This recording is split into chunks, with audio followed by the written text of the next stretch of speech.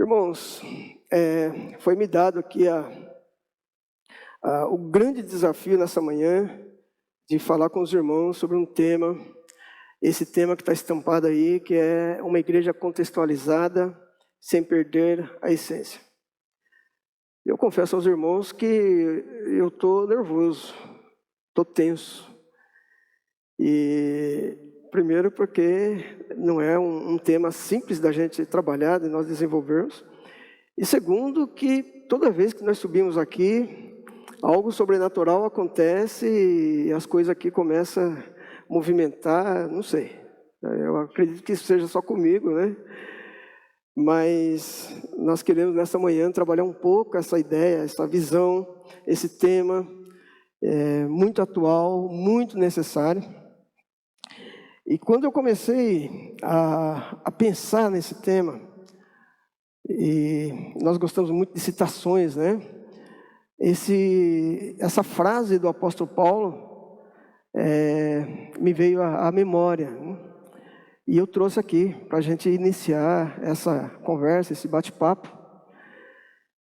Só para a gente aqui já esclarecer também, fique muito à vontade para fazer perguntas.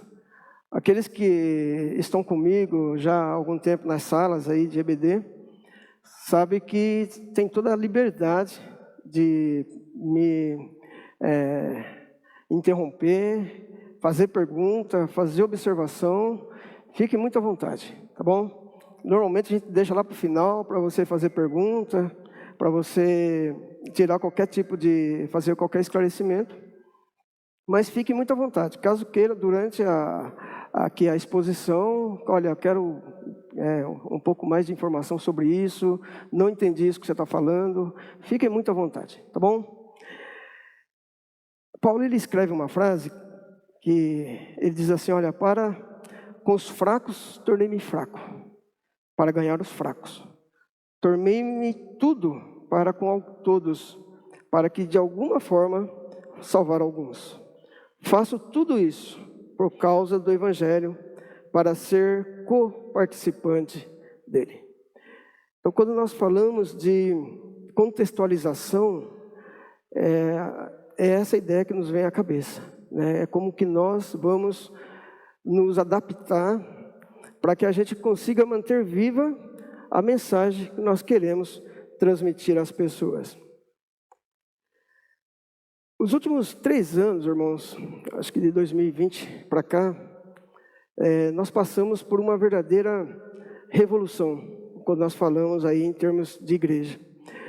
Eu destaquei ali 3 eventos que acontecem na nossa sociedade, que tira de nós a certeza, o equilíbrio e algumas verdades que nós defendíamos. Uma delas, claro, uma crise sanitária sem precedentes na história moderna da humanidade. Somos surpreendidos no mês de março de 2020, mais ou menos, na segunda semana, de que um vírus, né, invisível estava causando um estrago imenso na população mundial e que, por conta disso, tudo aquilo que fazíamos tinha que ser mudado da noite para o dia. Me lembro que eu cheguei para trabalhar e no dia seguinte eu fui trabalhar em home office, que passou a ser a palavra da vez. Nunca tínhamos tido essa experiência. E nós descobrimos, a partir daí, que é possível trabalhar-se de casa. Mudamos conceitos, porque até então, para nós, trabalho era onde nós estávamos. Então, para eu trabalhar, eu tinha que estar no local do trabalho. E quando nós fomos trabalhar em home office, nós descobrimos que o trabalho não é onde eu estou, mas é aquilo que eu faço. Especialmente aquelas pessoas que trabalham ainda remotamente, sabem muito bem do que eu estou falando. Isso trouxe para nós um segundo grande desafio, que é o desafio tecnológico.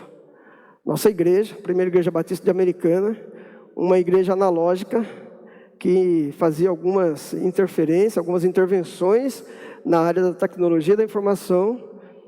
Da noite para o dia, na semana seguinte, fomos desafiados a fazer transmissão ao vivo, a partir daqui do nosso templo, porque era a única maneira de nós mantermos essa ligação, essa comunhão com os irmãos. Então, um grande desafio tecnológico se levanta, e aí a gente começou aqui a transmitir usando celulares, câmeras de baixíssima resolução, e aprendendo do zero como é que fazia isso, que a gente não tinha ideia. Então, o desafio tecnológico é algo que também faz uma pressão fortíssima sobre nós. E por último, e não menos importante, toda uma polarização política que vem acontecendo desde 1994, pelo menos que eu me lembre, mas essa polarização vai ganhando corpo, vai ganhando nuances, e que chega em 2022 no auge da polarização. Essa polarização política nos força a nos posicionar. E nós nos posicionamos, né? Alguns de uma maneira, outros de outras maneiras. E, mais uma vez, nós fomos desafiados como instituição, como igreja, a colocar quais eram as bandeiras que nós defendíamos, mas também, ao mesmo tempo, trouxe para o debate político alguns temas que já estavam lá no passado, né? Alguns temas que estavam lá nos anos 60, época da Guerra Fria. A gente trouxe novamente como um debate político importante, e algumas igrejas, algumas denominações, infelizmente, tomaram algumas atitudes que ferem frontalmente ao Evangelho de Cristo. Bom, o que isso nos leva a pensar? Eu trouxe aqui alguns gráficos, está pequeno ali, eu acho que aqui, não sei se a gente consegue ver de uma maneira clara, mas esse gráfico, ele nos ajuda a entender alguns eventos que vêm acontecendo na nossa sociedade e que dá para nós a ideia do que é uma contextualização. Contextualização é um termo que, quando a gente olha a definição dele, gramatical ou semântica, nós temos dificuldade de entender. Mas quando a gente começa a pensar na prática da contextualização, fica talvez mais fácil aí da gente imaginar do que nós estamos tratando aqui. O censo de 2010 do IBGE, ele traz uma informação para nós de que 8% da população brasileira se declarava como sem religião. A pessoa sem religião não é o ateu, não é essa a pergunta que se faz. É a pessoa que não tem religião. Ele acredita em Deus, ele defende valores do cristianismo, mas ele diz, olha, eu não estou envolvido em nenhum tipo de estrutura religiosa. Não frequento a igreja, não tenho nenhum tipo de ligação com nenhuma estrutura. Esse é a pessoa que nós definimos como sem religião. Então, ali em 2010, a gente já percebia um crescimento muito forte dessa categoria de pessoas que se declarava sem religião. Nós não tivemos mais censo, né, de 2010 para cá. Houve um atraso, provavelmente vai sair esse ano 2023, o novo censo do IBGE. Mas tem um outro dado, e esse dado é um dado do Instituto Datafolha, que faz medições de intenção de voto, e para que faça o extrato, né, dessa segmentação da sociedade, o Datafolha consultou, perguntou, e traz um dado que nos preocupa muito quando se fala de jovens nessa faixa dos 16 aos 24 anos. Mostra que no eixo entre São Paulo e Rio de Janeiro, mais especificamente do Rio de Janeiro, esse gráfico que eu estou mostrando, 34% dessa população jovem, que varia entre 16 e 24 anos, eles se declaram sem religião. Já ultrapassa a população evangélica nessa faixa de idade, que se declara, que são 32% nesse caso, que vai declarar como evangélico. E aí vem os católicos com 17% e outras religiões. Mas nos chama atenção porque essa é uma faixa de idade que nos interessa muito, né? Porque o jovem, ele significa a contemporaneidade da igreja. É por meio do jovem que a igreja respira com muito mais potência, vamos dizer assim. E claro, né, a igreja no seu todo, nós temos, e todos que sabem disso, temos um carinho enorme, gigantesco por aqueles irmãos que nós chamamos aqui da melhor idade. Aliás, essa semana nós fizemos um culto online com essa turma da terceira idade, e é uma delícia se relacionar com os irmãos da terceira idade. Tenho pessoalmente um enorme respeito pelos irmãos da terceira idade. Mas combinamos, as nossas energias já não tem mais aquela força de um jovem de 16 anos, 20 anos. Não tenho como comparar a isso. E me lembro aqui das palavras do Maurão, né, que esteve aqui no domingo retrasado. E ele diz assim, olha, cuidem das suas crianças. Nós precisamos cuidar das nossas crianças. Nós precisamos cuidar dos nossos adolescentes, dos nossos jovens. Então, por isso, esse número que o Datafolha revela, traz para nós uma inquietação como igreja muito forte.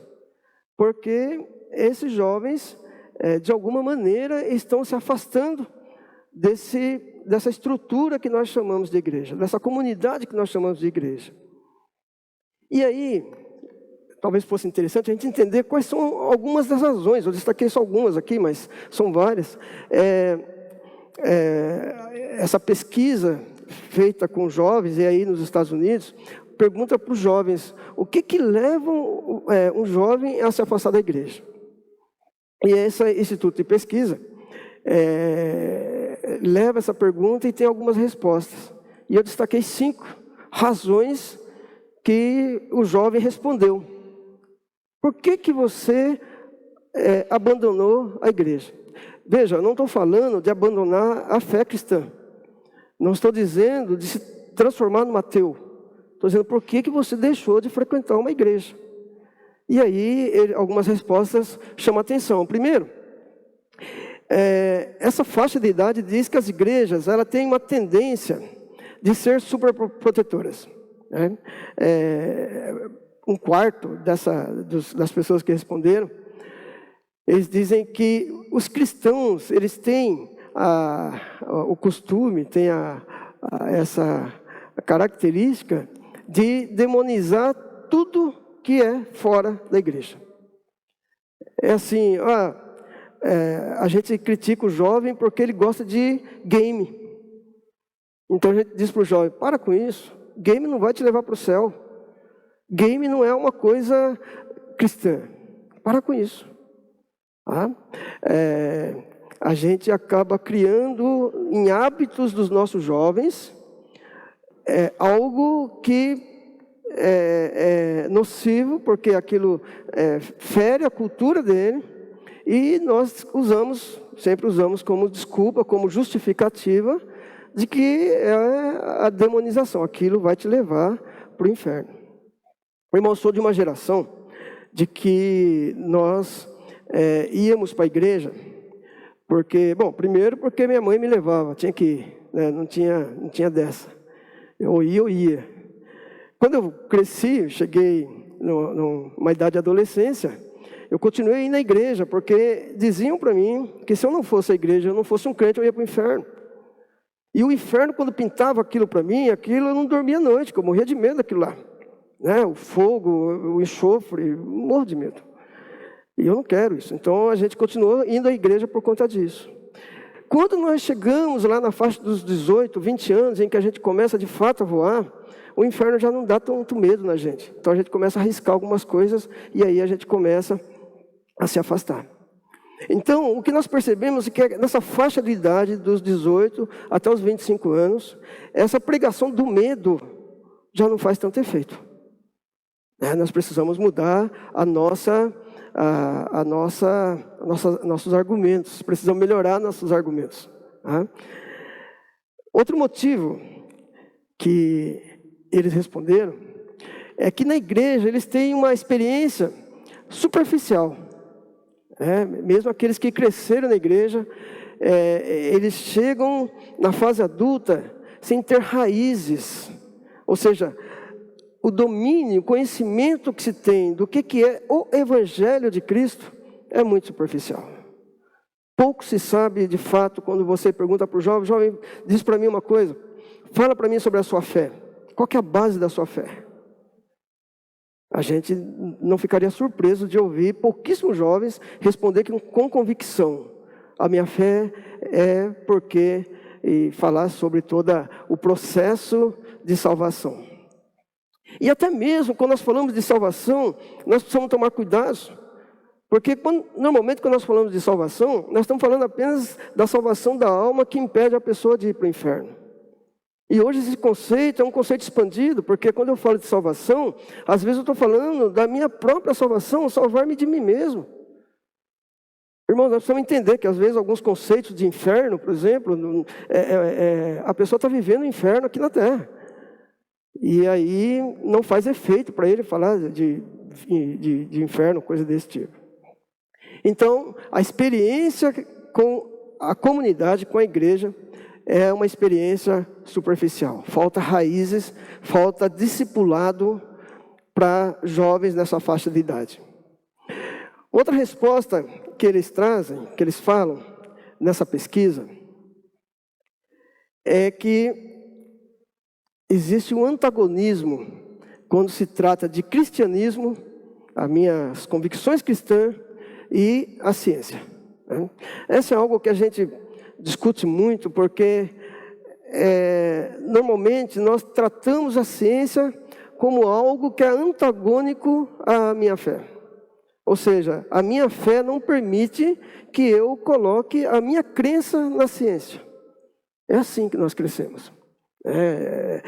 Quando a gente começa a falar sobre ciência, normalmente as pessoas falam: não quero nem falar sobre isso, porque não tem como a gente nem começar a falar. Costumo dizer que a gente cresceu num ambiente em que, se eu falar sobre evolucionismo aqui, é muito provável que você, como o termo que se usa hoje, vou ser cancelado. Porque a nossa certeza absoluta bíblica é que Deus criou o mundo, e Deus criou os animais, e Deus criou tudo que existe. É isso que está narrado em Gênesis. Porém, com o passar do tempo, o conhecimento vai se tornando cada vez mais alargado, vamos dizer assim, começa a mostrar que a ciência, ela demonstra que no dia a dia é ela que dá a palavra final, com relação a vários conhecimentos que nós vamos adquirindo. Percebe? Então nós precisamos tomar cuidado, porque muitas vezes eu acabo negando a ciência, mas eu sou cuidado pela ciência.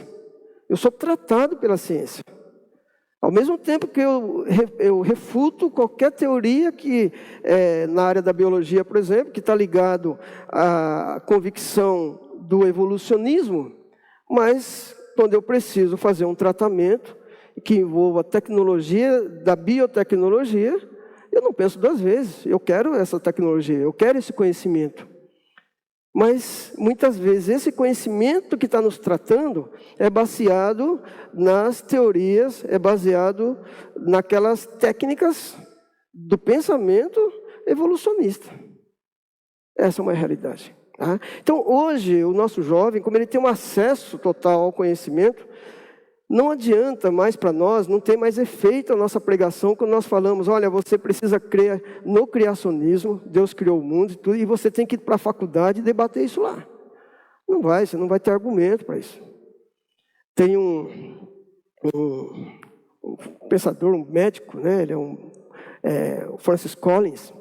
Francis Collins, ele é conhecido porque ele liderou a equipe em que fez o mapeamento do genoma humano. Isso lá nos anos 90, final dos anos 90, a equipe dele faz um mapeamento de todo o genoma humano. Ele é um ateu e ele se converte ao cristianismo por meio das leituras de C.S. Lewis. C.S. Lewis é o grande filósofo, pensador cristão.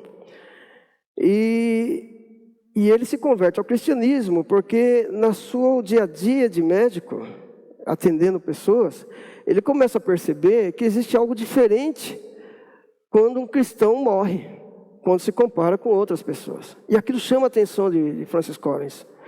E aí ele começa a estudar, conhece as obras de C.S. Lewis, se converte ao cristianismo. E aí ele escreve uma obra-prima chamada A Linguagem de Deus. É um livro um pouco denso, mas fundamental para a gente entender essa dinâmica que liga a religião e a ciência. E é incrível, porque tem uma frase que o Francis fala, que me chama a atenção, que é assim: nós ficamos debatendo essa questão do criacionismo e evolucionismo, e a gente tira de Deus a capacidade de alguém que é o fundador do universo, de usar a engenharia genética para fazer aquilo que ele se aprove a fazer. Então é muita pretensão nossa como ser humano colocar limites para Deus. Então nós precisamos ficar atentos a isso, né? Que esse antagonismo entre ciência e cristianismo, muitas vezes, não é real, não é verdadeiro. E nós precisamos aprender a argumentar com os nossos jovens, não tirando deles essa capacidade de caminhar ao lado da ciência, mas mostrar para ele que a ciência ela é uma área que se empreende a fazer algo, que é observar, que por meio de métodos e metodologias, criar algum tipo de mecanismo, seja lá o que for. E a nossa fé, ela vai muito além disso. É a fé que nos traz e que deve nos trazer aquele refrigério que a ciência não traz. Então, a fé e a ciência, elas precisam caminhar de mãos dadas. Uma outra resposta que eles trazem é que... O meu aqui não está mudando. Pronto. Não mudou? Ah, mudou. É esse tema, chamado de exclusivismo cristão. E a pesquisa mostra que 3 em cada 10 jovens, eles dizem que as igrejas, de modo geral, elas têm medo das crenças de outras religiões. Percebe? Realmente é algo que desafiador para nós trabalharmos com o exclusivismo do cristianismo. Porque em alguns momentos a Bíblia Sagrada ela vai deixar isso claro para nós, né? Os pais da igreja, o apóstolo Pedro, ele vai declarar: olha, vocês são uma geração eleita, vocês são um sacerdote real, que vai acentuar essa ideia de que nós somos exclusivos. E como exclusivo, eu não me permito mais ser questionado. Então, qualquer que seja, e muitas vezes nós não estamos defendendo o Evangelho de Cristo. Muitas vezes o meu argumento está defendendo uma ideia de um corpo doutrinário, que é defendido por uma instituição, como os batistas, por exemplo. Nós temos o nosso credo, nós temos no que cremos, temos a nossa base, que cria toda a nossa doutrina batista. E aí a gente começa a desprezar outras religiões. Então nós começamos eu não vou nem sair fora da área cristã. Porque se eu disser como que nós tratamos as pessoas que são de outras matrizes não cristãs, aí a nossa conversa aqui tem que durar o dia todo. Eu estou me atendo apenas dentro da nossa própria convicção doutrinária. Nós temos diferença, nós pensamos de maneira diferente. E nós não aceitamos, nós somos exclusivos. Então, quando nós encontramos alguém que é de uma outra denominação, esse aí, por nada não, né? Mas não vai longe. Aquele outro é daquela... Meu Deus do céu. Então, nós vamos tendo essa ideia de exclusividade. A minha religião é a certa. A minha denominação é a correta. E aí a gente briga. Né? A gente briga lá porque deve ou não deve, posso ou não posso, né? A gente sou de uma geração que a gente discutia muito isso. Eu posso ou não posso assistir televisão? Era um questionamento que se fazia na minha época de jovem adolescente. A mulher, ela deve ou não deve usar véu no cabelo quando ela está na igreja? A mulher, ela pode usar ou não o cabelo comprido? Não, o cabelo curto, né? Porque tinha que ser comprido. Eram discussões que a gente atravessava noites discutindo. Pode, não pode, deve, não deve. E a gente sempre saía com aquela convicção, que a minha visão era a melhor visão, era a visão correta. Esse é um item que tem ajudado a afastar os nossos jovens do nosso convívio. E não é difícil nós entendermos, porque nós criamos, ao longo desse tempo, uma igualdade, que nós chamamos de igualdade global. Então, a necessidade que um jovem tem aqui no Brasil, em termos de atributos para ser feliz, é o mesmo de um jovem lá na África, que é o mesmo de um jovem chinês. É o mesmo. Se perguntar para um jovem chinês, olha, qual que são os atributos para que você seja feliz? E ele vai listar para você. Vai coincidir com o que um jovem brasileiro pensa aqui também. Então, esse pensamento global, ele é muito acelerado com a chegada, com o avanço da tecnologia da informação. E isso não tem como nós controlarmos, como igreja nós não controlamos isso. Porque em qualquer local do mundo eu vou ter acesso a essa informação. Então esse é um cuidado que nós precisamos tomar. Tenho insistido de que não há mais como eu trabalhar como professor, dando aula, como se trabalhou na época que eu era aluno. A Lala, professora, está aqui, ela sabe bem do que eu estou falando. Mas quando nós falamos de dar aula, lá nos anos 60, nos anos 70, era algo do aluno ficar sentado, quietinho, e o professor passava para o aluno conhecimento. Primeiro nós recebíamos esse conhecimento dos nossos pais, e depois dos professores. Era um processo que nós chamávamos de repositório de conhecimento. Então o aluno ele era o repositório e o professor era aquela pessoa que detinha o conhecimento e passava o conhecimento para o aluno. Isso acabou. Por quê? Porque hoje qualquer aluno ele entra na rede, digita qualquer tema e ele tem a resposta. Né? Tem uma ferramenta, né, que está causando uma dor de cabeça imensa para os professores, que é a OpenAI GPT. Não sei se é essa a pronúncia, mas é isso, OpenAI GPT. Essa ferramenta é uma ferramenta que usa algoritmo de inteligência artificial e ela responde para você aquilo que você precisa saber. Depois, quem quiser, eu passo uma ferramenta aberta, livre. Então, antigamente, quando nós precisávamos fazer um trabalho de escola, a gente ia para a biblioteca, copiava, fazia xerox, era assim que funcionava. Esse aplicativo, ele responde aquilo que você está perguntando. Então, se um professor pedir um trabalho que fale sobre história, por exemplo, vamos falar aqui sobre o reinado de Dom Pedro I no Brasil. Você pergunta, fale para mim sobre o reinado de Dom Pedro I. Ela te fala exatamente o que aconteceu no reinado, qual é a característica do reinado de Dom Pedro I. E aí você pergunta para ela, ok, mas fale um pouco mais sobre esse detalhe de que Dom Pedro I estava em Santos, quando ela vai responder para você, ok, nesse dia aconteceu isso, isso, isso. Ela vai aprofundando a sua experiência. E quanto mais você tem experiência e interage com ela, mais a resposta delas é assertiva. Percebe isso? Então nós perdemos essa capacidade de nós passarmos conhecimento. Então o pai, o professor, hoje, ele é apenas um facilitador. Ele apenas indica para os seus filhos, indica para os seus alunos, qual é o caminho para que ele vá lá buscar conhecimento. Não dá mais para irmos para a escola com essa expectativa de que nós vamos terminar um curso e vamos sair de lá sabendo tudo. Às vezes a gente chega lá sabendo tanto quanto um professor, às vezes em determinado tema, até mais que um professor. Ok? Vamos lá. Bom, diante de tudo isso,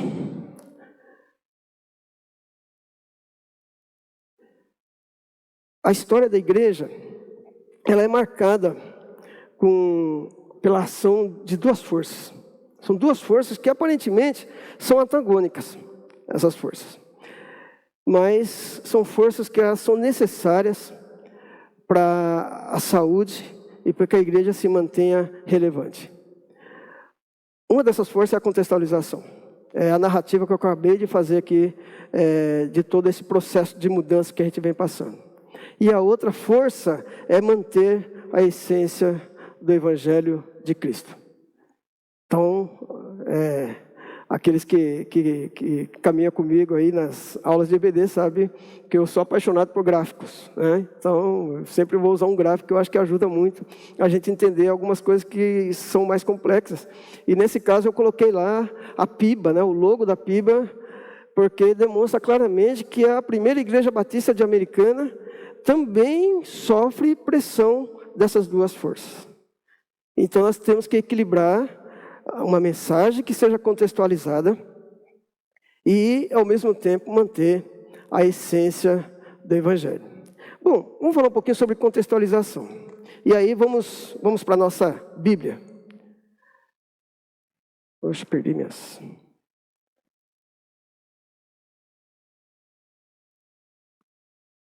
Talvez a gente consiga entender com mais facilidade essa ideia da contextualização quando nós olhamos para esse texto de Pedro, lá no capítulo 2, versículo 14 até o 41. Né? O que acontece aqui? Jesus, ele ressuscita, ele é assunto ao céu e deixa a promessa de que enviaria um Consolador, o Espírito Santo de Deus, para que estivesse junto com a sua igreja. E a ordem era, olha, fiquem no mesmo lugar. E isso acontece na festa de Pentecostes. Então estavam, a narrativa de Lucas, nos Atos dos Apóstolos, é que estavam todos reunidos no mesmo lugar, e de repente do céu vem um evento sobrenatural. Então são vistos fogo, né? Fogo é como se fosse uma língua de fogo. Né? A descrição, né? Olha, a gente viu assim, é como se fosse língua de fogo sobre as pessoas. E ali todos são cheios do Espírito Santo de Deus. E ali eles começam a falar em novas línguas. Abrindo um parênteses aqui, não são línguas estranhas, são novas línguas. No grego, glossolalia. Ou seja, eles passaram a falar idioma que não eram deles. Eles começaram a falar em árabe, e assim, e pessoas do mundo todo da época estavam ali, e todos se entendiam. E aí eles começaram a se perguntar, escuta, o que está acontecendo? Será que eles estão malucos? Será que estão fora de si? E aí Pedrão, né, bom de briga, ele se levanta e faz um discurso. Alguns dizem que é um grande sermão de Pedro. E aí ele começa a falar. Eu não vou ler o texto todo, mas fica aí como lição de casa para os irmãos, depois ler o texto inteiro, que vai do versículo 14 até o 41. E Pedro começa a falar para aquelas pessoas, tipicamente judeus. As pessoas que estavam ali, embora viessem de vários outros locais, eram judeus, que estavam ali para participar da festa de Pentecostes. Olha a característica, quando nós olhamos para esse discurso de Pedro. Ele está falando para as pessoas que conhece a religião, é uma religião monoteísta, que era algo muito raro para aquela época. A maioria das religiões eram religiões politeístas, ou seja, adoravam vários deuses. E o judaísmo pregava a crença num único Deus. Então, é um diferencial ali para o povo judeu. E aí Pedro começa a falar no seu discurso e para explicar o que estava acontecendo ali, e ele começa a citar alguns personagens. Olha, lá no versículo 16, ele cita o profeta Joel. E ele diz assim, mas isto é o que foi dito pelo profeta Joel. E nos últimos dias acontecerá, diz Deus, que do meu espírito derramarei sobre toda a carne. E os vossos filhos e as vossas filhas profetizarão. Os vossos jovens terão visões. E os vossos velhos sonharão sonhos. Todo mundo sabia quem era Joel. O judeu médio ali, ele sabia de quem que ele estava falando. Era um profeta, tranquilo. Todo mundo entendia aquilo que Paulo está falando. Pedro está falando. Pedro, ele cita lá no versículo 25, olha aí na sua Bíblia, ele vai citar o rei Davi. Espera aqui que eu me perdi. Olha o que ele diz lá. Homens, irmãos, seja-me lícito dizer-vos livremente acerca do patriarca Davi, que ele morreu, foi sepultado, e entre nós está até hoje a sua sepultura. Ele cita Davi. Era um personagem extremamente conhecido por o povo de Israel. E ele descreve de uma maneira muito profunda a profecia do advento do Messias, que era algo conhecido daquele povo. Todos tinham e sabiam das profecias que estavam contidas no livro de Isaías, no livro de Oséias. Então, aquela população, aquela plateia, aquele público que Pedro estava falando, sabia do que Pedro estava falando. Às vezes, nós pregamos, estamos falando sobre algo que as pessoas não têm ideia do que seja. Percebe? Essa mensagem contextualizada. Tem algumas músicas que nós cantamos que faz sentido para nós. Eu sei do que é isso. Mas não faz sentido para quem está chegando na igreja. Fala, quem que é Elias? Né? Quem que é esse? O único Elias que eu conheço é esse que está falando aqui. Mas quem que é esse tal de Elias? Quem que é Josué? Quem que é o... E a gente cuida dessa mensagem como se essas pessoas soubessem.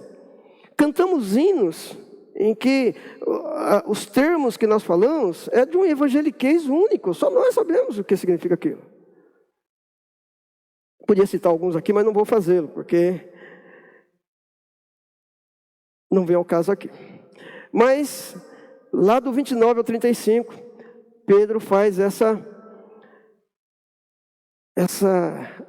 declaração profunda do que ia acontecer, e aquele momento no Pentecoste era parte do cumprimento de profecias que estavam lá nas escrituras do povo judeu. Nesse mesmo livro, Atos, agora no capítulo 17, tem um discurso do apóstolo Paulo, agora convertido, agora um pregador do Evangelho de Cristo, e ele está passando por uma cidade grega chamada Atenas. E Paulo, passando por ali, ele se sente deslocado, ele encontra na cidade uma série de deuses. Os gregos tinham um deus para cada um, do jeito que você quisesse. O deus da chuva, o deus do sol, o deus do amor. E era um povo politeísta. Um povo que adorava vários deuses. Né? E aí Paulo, ele vem e começa a falar para aquele povo. Ele é convidado para falar daquele povo. É interessante aqui porque Lucas ele narra que Paulo ele é convidado a falar num local chamado Areópago. Né? Areópago, na Grécia Antiga, em Atenas, era um morro, um bloco de pedra grande, que as pessoas ficavam ali, um grupo de pessoas que ficavam ali filosofando. Né? Os filósofos falando sobre a vida, sobre toda essa, de onde nós viemos, para onde nós vamos. O Areópago servia para isso. É conhecido assim, umas instituições mais antigas da Grécia é o Areópago. Parecido com o nosso Senado, né? Não com a forma de distribuição, mas a ideia de discussão é como se fosse um Senado ali. E Paulo é convidado para falar nesse local, no Areópago, para gregos, para pessoas que filosofam, pessoas que vivem num outro mundo. E aí Paulo ele começa a falar sobre uma mensagem em que ele precisa entregar no final Jesus Cristo. Paulo começa a falar do Evangelho de Cristo. Então, ele usa algumas técnicas, vamos dizer assim, totalmente diferentes da de Pedro. Então, por exemplo, lá no versículo 28, ele faz uma citação. Ele diz assim, porque nele vivemos e nos movemos e existimos. E aí ele diz assim, como também alguns dos vossos poetas disseram, pois somos também a sua geração. Percebe? Paulo faz uma citação a um filósofo grego, para que a mensagem que ele está entregando seja entendida por aquele povo. Existem alguns descobertas recentes, arqueológicas, que ligam o apóstolo Paulo, em cartas de Paulo, enviado a alguns filósofos gregos da época. Entre eles o Sêneca, né? Era um filósofo estoico, com quem Paulo mantinha uma estreita relação de conversa. E algumas dessas cartas é interessante, porque Sêneca diz, olha, o que você defende é muito interessante. Embora não sirva para o meu modo de vida, é muito interessante. Gosto daquilo que você escreve. Percebe? Mas vamos imaginar de que Pedro estivesse fazendo esse discurso para os gregos. E ele começa a falar de Davi, começa a falar de Joel. Os gregos vão falar, rapaz, o que esse homem está falando? Não sei do que está falando. Quem que é Davi? Quem que é Joel? Imagina o contrário, imagina Paulo pregando para os judeus e contando para eles fazendo esse cenário para o judeu. O judeu fala, Paulo, disso eu sei, eu tô cansado de saber, né? Vamos para a próxima. Então, a contextualização, a gente poderia definir ela dessa maneira, então. Ela é um movimento que busca adaptar a mensagem do Evangelho e a prática da igreja à cultura e às necessidades dos membros da comunidade em que ela está inserida. Essa é a ideia quando nós falamos em contextualização. Entenda, nós não estamos falando em adaptação da mensagem do Evangelho. Nós estamos falando da adaptação de como esse Evangelho ele é pregado. É o processo de aculturação. Não é difícil da gente entender que uma coisa é eu pregar o Evangelho aqui em Americana e depois eu ir pregar o Evangelho para os indígenas lá no Amazonas. Aliás, a forma como nós fazemos culto já ia por água abaixo. Porque o índio, ele não fica dentro de um prédio desse, né, nem por decreto. Ele é um ser que tem um senso de liberdade muito maior que o nosso. Segundo, que a Amazônia é muito quente. Então, os templos lá onde se reúne, templos de céu aberto, totalmente diferente daquilo que nós estamos acostumados aqui. Então, essa é a ideia quando nós falamos de contextualização. Porém, sempre tem um mais, né? É um mais que nos traz o detalhe. Nós não podemos perder a essência do Evangelho. E quando nós falamos de essência, eu trouxe aqui uma definição, talvez nos ajude a entender.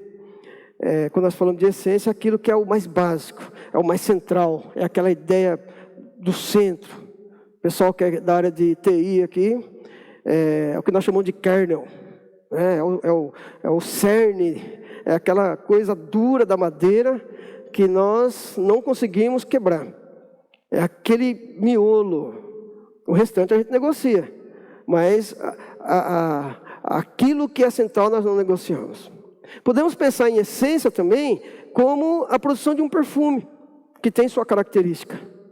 Então, a essência é aquilo que nos dá aquele cheiro característico de quem usa aquele perfume. Então, quem trabalha o Evangelho, quem prega o Evangelho, quem vive o Evangelho, tem um cheiro, que é o cheiro característico. E aí nós chamamos de essência do Evangelho de Cristo. De novo aos gráficos. Se tivesse que pregar hoje o Evangelho para alguém, aqueles que já esteve comigo nas minhas aulas, provavelmente já tenham visto esse gráfico. Eu estou aperfeiçoando ele, cada vez estou deixando ele mais coloridinho. Mas se você tivesse que pregar o Evangelho para alguém hoje, como é que você faria? Talvez esse gráfico aqui fale de como nós pregaríamos o Evangelho. Primeiro, nós diríamos para a pessoa, olha, Deus, Ele criou o homem, Ele criou o ser humano. E quando Ele cria esse ser humano, a comunhão com esse ser humano era uma comunhão perfeita. O texto de Gênesis, lá no capítulo 1, no versículo 27, diz que Deus viu que tudo que havia feito, tudo havia ficado muito bom. E antes, né, ele diz assim, criou Deus o homem à sua imagem, a imagem de Deus o criou. Homem e mulher os criou. E aí ele diz, olha, Deus, ele chega à conclusão que tudo que ele fez ficou bom. Então nós estamos tratando aqui de um relacionamento entre Deus e o homem perfeito. Alguns comentaristas dizem que Deus todos os dias ia lá falar com o homem, ia lá conversar com o homem. Conversava face a face. Fica imaginando os assuntos, né, que Deus tinha com Adão, né? E Adão dando nomes aos animais. Deus, hoje dei nome à capivara. Bom, gostei. Vaca, gostei também. Pernilongo, aí já não sei, né? Pernilongo é algo que para mim ainda é bom, mas tudo bem. Essa comunhão perfeita entre o homem e Deus, ela é quebrada. Porque o homem cai, o homem peca, né? A queda, ela é caracterizada pelo distanciamento do homem de Deus por conta do pecado. Olha só o que diz Gênesis capítulo 3, versículo 7. Os olhos dos dois se abriram e perceberam que estavam nus. Então, juntaram folhas de figueira para cobrir-se. Interessante, porque até ali o homem não tinha noção que ele estava nu. E ele tinha toda a liberdade, não havia nenhum problema. A partir dali ele percebe que ele está nu. O apóstolo Paulo, depois lá na frente, no livro de Romanos, capítulo 3, no versículo 23, ele vai dizer o seguinte, olha, todos pecaram, todos. E por conta disso, estão destituídos da glória de Deus. Essa é a queda do homem. Rompe essa relação, esse relacionamento perfeito, e o homem passa a partir daí a depender dele próprio.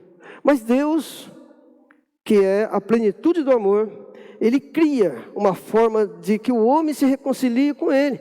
Não mudei, né? Deixa eu mudar. Esse é um processo que nós chamamos de reconciliação.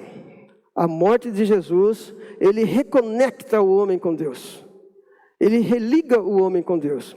E é interessante nós observarmos aqui que a ideia da religião é exatamente fazer isso entre o ser humano e Deus. O termo religião, quando nós olhamos para o latim, é religare. Ou seja, religar a relação do homem com Deus. Então, o homem ele tenta, desde a sua história mais antiga, de alguma maneira, por meio da religião, se religar a um Deus poderoso, um Deus no qual ele tinha essa relação perfeita. E aí, João, capítulo 3, versículo 16, só para a gente acordar, vamos falar junto, que eu tenho certeza que todo mundo sabe essa de cor. Por quê?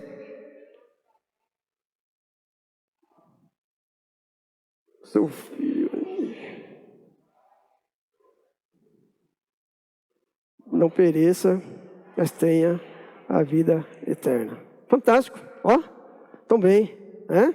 Talvez seja o versículo mais falado da Bíblia, né? Nós falamos, porque Deus amou o mundo de tal maneira.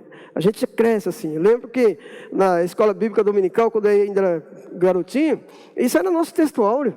Eu não tinha noção do que eu estava falando, mas já falava, porque Deus amou o mundo de tal maneira. Efésios, lá no capítulo 2, no versículo 8, Paulo também, ele vai reforçar, e vai dizer assim, ó, vocês são salvos pela graça, por meio da fé. E isso não vem de vocês, isso é dom de Deus. Eu acho fantástico essa lição de Paulo, porque Paulo, ele diz que graça é algo do qual eu não tenho nenhum tipo de direito. Mas é por meio da misericórdia de Deus que eu sou alcançado pela graça. Fácil a gente pensar nisso, né? Quando a gente fala assim, poxa, graça e misericórdia, qual que é a diferença entre isso? Né? Mas pastor Ivênio Santos, da 8ª de Belo Horizonte, da Igreja Batista de Belo Horizonte, ele diz para a gente pensar da seguinte maneira: graça é aquilo que eu não merecia. Eu não merecia. Eu não merecia a salvação, eu não merecia a alegria, eu não merecia. Mas a graça de Deus me deu. Isso é graça. Misericórdia é aquilo que eu merecia. A ira, a condenação, isso eu merecia. E Deus reteve. Percebe? Então, a graça, ela funciona por meio da misericórdia de Deus. Então, Jesus, ele faz essa reconciliação agora entre homem e Deus. Lindo. Mas não acabou, porque por meio disso, agora, eu passo a me relacionar também com outros seres humanos. Percebe que agora nós temos um relacionamento que é horizontal, de pessoas para pessoas. Olha o que Jesus responde a alguns sábios da lei que o procura e pergunta para ele: Jesus, qual que é o principal mandamento? Aí Jesus diz assim: olha, ame o Senhor, o seu Deus, de todo o seu coração, de toda a sua alma e de todo o seu entendimento. Esse é o primeiro mandamento. E aí Jesus completa assim, ó, e o segundo é semelhante a ele. É muito parecido. Ame o seu próximo como a si mesmo. Nota isso. Então nós podemos concluir que quando nós falamos da essência do Evangelho, nós estamos falando de amor. Não há outra maneira de eu viver o Evangelho se não for por meio do amor. João, lá na sua carta, na sua primeira carta, no capítulo 4, do 7 ao 9, ele diz assim, ó, amados, amemo-nos uns aos outros, pois o amor procede de Deus. Aquele que ama é nascido de Deus e conhece a Deus. Quem não ama, não conhece a Deus. Por quê? Porque Deus é amor. E foi assim que Deus manifestou o seu amor entre nós. O que ele fez? Ele enviou o seu Filho unigênito ao mundo para que pudéssemos viver por meio dele. E, de novo, né, se tivéssemos que aprofundar falar aqui sobre o amor, teríamos que ficar aqui o dia inteiro também. Porque quando nós falamos de amor, nós estamos falando, e a língua portuguesa define amor é amor, né? Mas nós estamos falando de algo que vai muito além do substantivo amor. Amor, na verdade, ele transpassa e se transforma numa ação, ele é um verbo. Porque o amor ele vai exigir algumas ações para que eu, de fato, demonstre que eu estou amando. Eu não sei quantos aqui já leram, mas se não leram, vale muito a pena. Nós já fizemos um estudo dirigido do livro Puxa, fugiu o nome dele. 5 Linguagens do Amor. E ele faz toda uma ideia, né, de quais são as ações que eu preciso fazer para que eu realmente demonstre amor. E embora essa publicação seja muito voltada para as nossas relações matrimoniais, nós podemos abstrair da publicação. Gary Chapman, lembrei. O Gary Chapman, ele fala que nós temos pelo menos 5 linguagens que nós podemos expressar para demonstrar às pessoas que nós amamos. Seja por meio de um toque, né, de um abraço, seja por meio de um presente que eu dou para alguém. Não vou conseguir lembrar das 5 linguagens que ele trabalha ali, mas são 5 linguagens e todas essas linguagens que nos leva a mostrar para outra pessoa que eu a amo, são ações. Eu preciso ter ação. Não há como eu amar pessoas se eu não tiver dentro dessa visão de movimentar, de ter alguma coisa para demonstrar. Então, eu não demonstro amor dizendo, eu te amo. Lembro quando a gente, lá atrás, né, quando a gente ainda estava iniciando nossa carreira de conquistador, né? A gente dizia assim, você me ama? Sim, eu te amo. Então prove. O provar era dar um beijo, alguma coisa assim, né? Que a gente se desse bem. Era essa a ideia. Mas o que é quando alguém diz assim, meu irmão, eu te amo? Do que de fato eu estou falando? Eu estou falando que eu estou disposto a expressar em você algumas características de o Evangelho me formata. E aí eu fiz aqui um resumo bem rápido. Ficou pequeno, hein? não vão conseguir enxergar, mas dá para a gente, só para ter uma noção. E eu estou emprestando essa distribuição também do pastor Ivênio Santos. O pastor Ivênio Santos, ele tem uma publicação chamada Alma Nua, não sei quantos aqui conhecem, fantástico. Ele vai trabalhar toda uma análise do Sermão do Monte, transformando isso em princípios do Evangelho de Cristo. Nós já fizemos isso também lá na nossa sala, esse trabalho de análise. É claro, eu não vou aprofundar aqui, porque nós não temos tempo para isso. Tá? Mas é como se nós pensássemos que o Evangelho de Cristo, o Evangelho do Reino, fosse essa construção, e essa construção tivesse oito pilares. Esses pilares formam a essência do Evangelho de Cristo.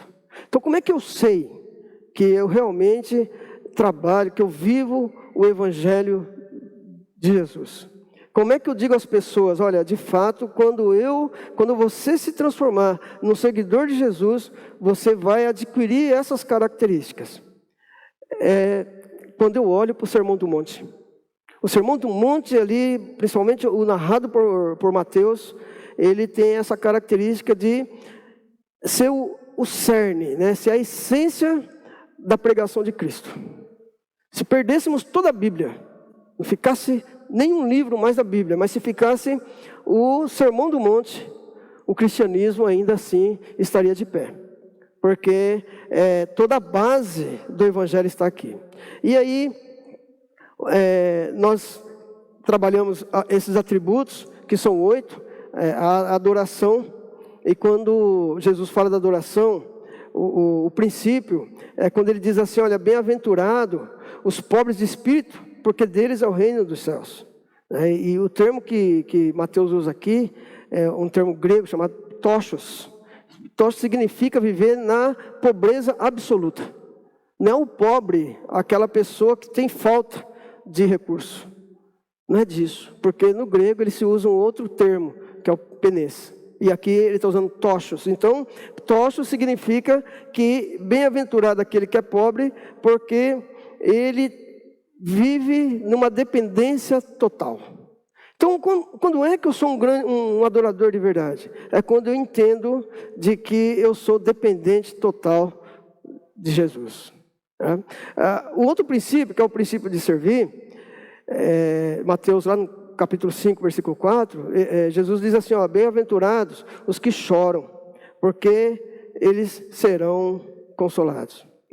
E ele está aqui focalizando, ele está falando daquele choro que a gente tem de emoção. Jesus não está falando disso. Jesus está falando daquele choro que eu choro por compaixão.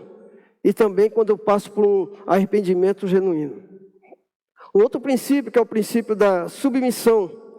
Jesus diz assim, ó, bem-aventurados os mansos, porque esses aí vão herdar a terra. E é interessante que esse princípio da submissão, e às vezes a gente se perde quando a gente faz a definição de que é manso.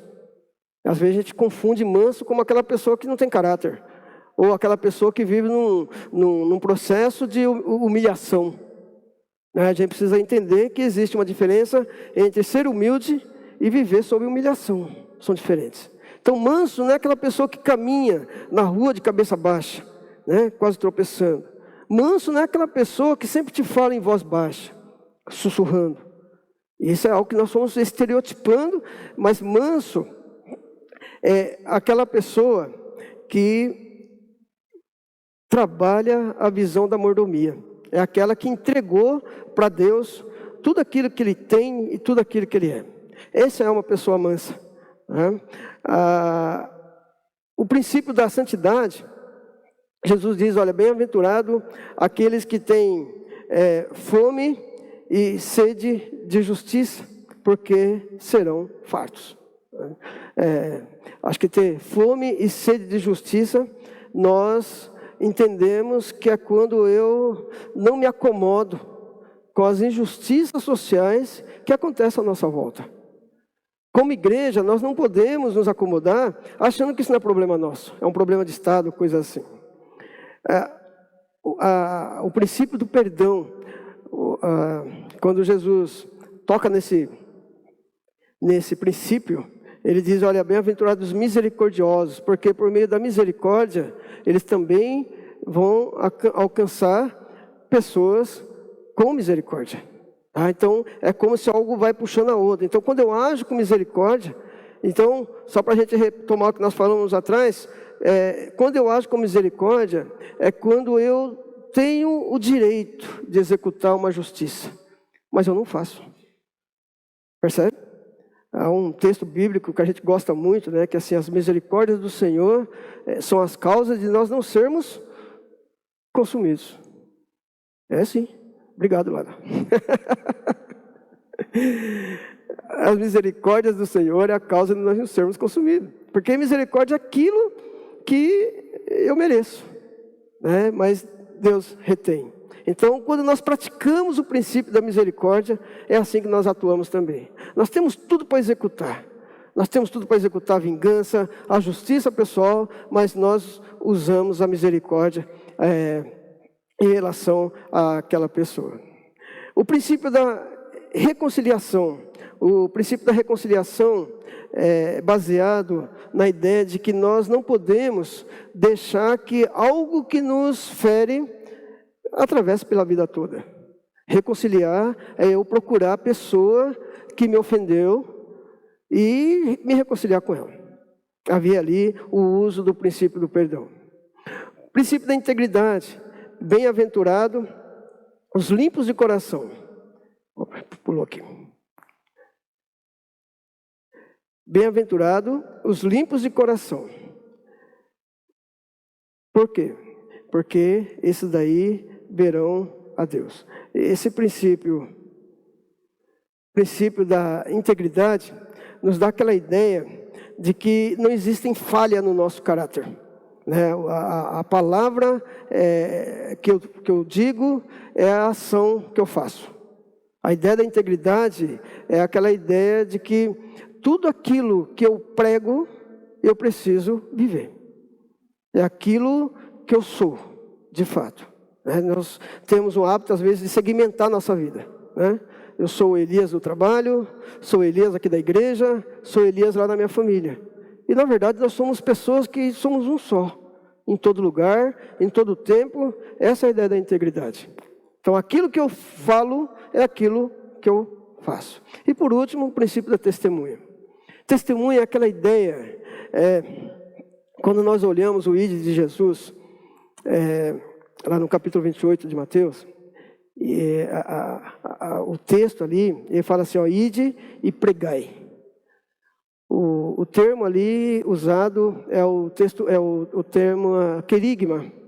E querigma significa você ir falando às pessoas, e proclamando às pessoas. Mas por outro lado, existe um outro termo, que é o termo chamado de martírios. Daí vem a ideia de mártir, que é você viver pregando. Ou seja, onde você estiver, você está falando do Evangelho de Cristo. Isso é fantástico, porque aí entra o princípio do testemunho. Então, quando eu estou no meu trabalho, estou testemunhando esses atributos aqui do Evangelho do Reino, eu estou testemunhando de Jesus. Então, sereis as minhas testemunhas. E só aqui para a gente, título de informação, essas são algumas inspirações, as fontes que eu me baseei para falar rapidamente sobre esse tema de... Eu mudei, né? Esse tema de contextualização e essência. Então, depois, caso os irmãos queiram, a Barna, Lifeway Research, são institutos que fazem pesquisa dentro dessa área, cristã, principalmente. No Brasil, infelizmente, nós não temos o hábito, né, de fazer pesquisa, muito pouco. Nós dependemos muito do poder público. E esse é um livro que eu falei do pastor Ivênio Santos, chamado Alma Nua, que eu recomendo muito. É um excelente livro para que a gente entenda o Sermão do Monte. E, claro, a nossa Bíblia Sagrada. Coloquei aqui uma imagem, uma Bíblia Sagrada marrom, né? Até para ficar dentro dessa ideia da contextualização, porque, de novo, sou de uma época que a Bíblia tinha que ser preta. né, de preta, e tinha que ser de couro, não podia ser de outra maneira. Então, hoje a gente tem Bíblia de todos os gostos, de todas as formas, em todos os formatos. E eu quero concluir com os irmãos. E eu quero deixar, normalmente eu concluo fazendo perguntas. E claro, não precisa responder aqui para mim, mas eu gostaria que você levasse essas duas perguntas com você. Primeiro, qual é o papel da primeira Igreja Batista de Americana diante dos grandes desafios de propagar e testemunhar os valores do reino que nós estudamos aqui? Qual que é o papel da igreja? Quando alguém pergunta para você, escuta, você como membro da primeira Igreja Batista, como você pensa que a primeira Igreja Batista de Americana deve agir diante de todo esse cenário que nós colocamos aqui? É muito bem-vinda a resposta. Baseado no cenário atual, qual que é o meu papel como mensageiro do Evangelho de Cristo? Aí agora é uma pergunta individual, é uma pergunta pessoal. Qual que é o meu papel dentro desse cenário todo de testemunhar o Evangelho? E aí eu não estou falando apenas de pregar falando o Evangelho, querigma.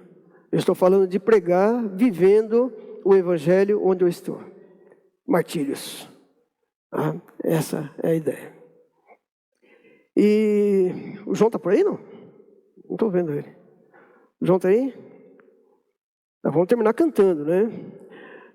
Eu acho que é muito bom a gente estar aqui no domingo e terminar os nossos cultos cantando. Porque, na verdade, irmãos, nós precisamos entender que nós não estamos aqui apenas prestando um culto ao Senhor. Nós estamos celebrando ao Senhor. João, nós podemos terminar cantando? Então, depois que eu orar, a gente finaliza cantando.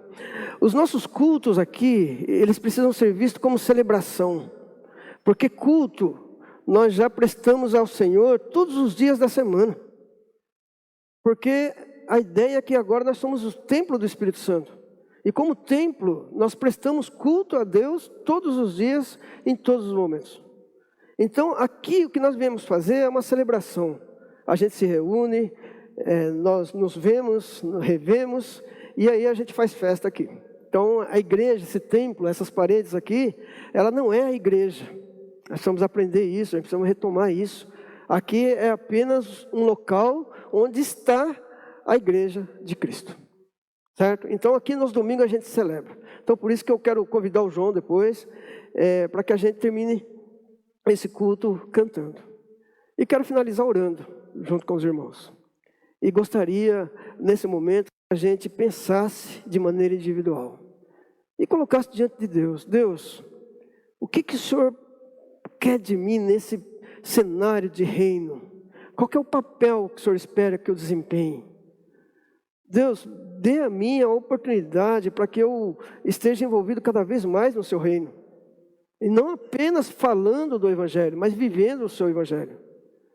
Então, acho que esse é um momento para que a gente possa realmente colocar diante de Deus o propósito. A gente está no mês de janeiro, e é aquele mês de planejamento, aquilo que eu pretendo em 2023, aquelas propostas, aqueles objetivos, nossas metas. Coloca isso como objetivo. Eu quero ser alguém que seja mártir, além de proclamar o Evangelho de Cristo. Quero viver esse Evangelho. Vamos orar?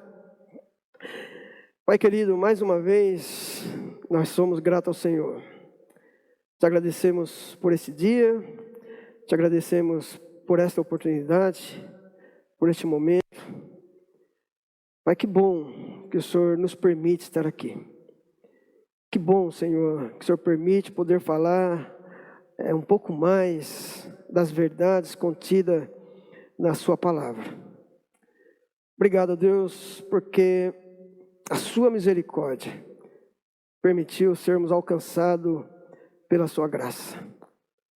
E por conta disso, Pai, nós queremos colocar diante do Senhor todas as nossas fraquezas, todas as nossas limitações. E queremos, ó Deus, nesta manhã, dizer ao Senhor que o Senhor pode nos utilizar, nos usar para aquilo que o Senhor quer dentro do seu reino. Que possamos, ó Deus, sair daqui nesta manhã com o entendimento de que mais do que proclamadores de uma doutrina, nós somos suas testemunhas. E por conta disso, Pai, a gente só vai poder amar o Senhor se nós aprendermos a amar as pessoas que estão à nossa volta. Mesmo que essas pessoas que estejam à nossa volta sejam pessoas nas quais nós temos dificuldade de relacionamento.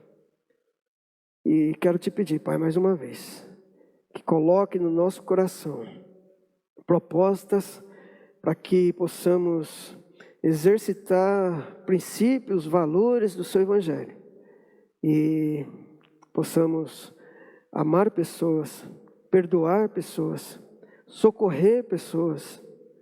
Pai, nos ajude para que a gente possa, nas nossas ações, no nosso dia a dia, seja no trabalho, seja aqui nessa comunidade, aqui na sua igreja, ou qualquer lugar que estivermos, ó Deus, que possamos ser luz, no sentido que pessoas nos olhem e que aprendam, que sejamos referência e que possamos ser suas testemunhas.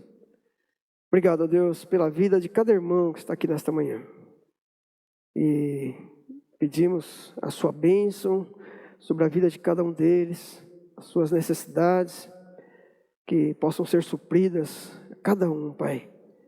E é assim que nós oramos, porque nós sabemos que o Senhor nos ouve, hoje e sempre. Amém. Amém. Obrigado, irmãos.